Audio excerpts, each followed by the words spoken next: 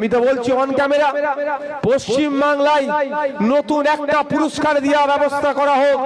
উনি যা পুরস্কার দিচ্ছেন সবার পেছনে একটা করে সিডি লাগিয়ে দিচ্ছে। নতুন একটা পুরস্কার দেওয়া হোক, পুরস্কারটার নাম হোক মিথ্যাশ্রী। এই পুরস্কারটা মমতা ব্যানার্জিকে দেওয়া হোক। আমি কিন্তু ছোট কারো কথা বলিনি, অনেক বড় কথা বলছি। রাজ্যের মুখ্যমন্ত্রীর সম্পর্কে কথা বলছি। তৃণমূলের তো এখানকার এমপি কল্যাণ ব্যানার্জি মহাশয়।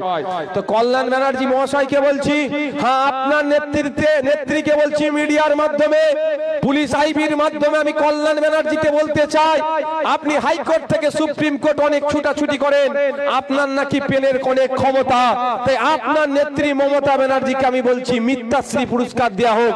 পারলে আমার নামে একটা আইন এত চ্যালেঞ্জ করুন, আমাকে দেখবো পারবেন। আমি চ্যালেঞ্জ করে বলছি, কারণ কোর্টে যাবে বুক ফুলিয়ে, আইনের চরকে মুখ ফুলিয়ে আসতে হবে।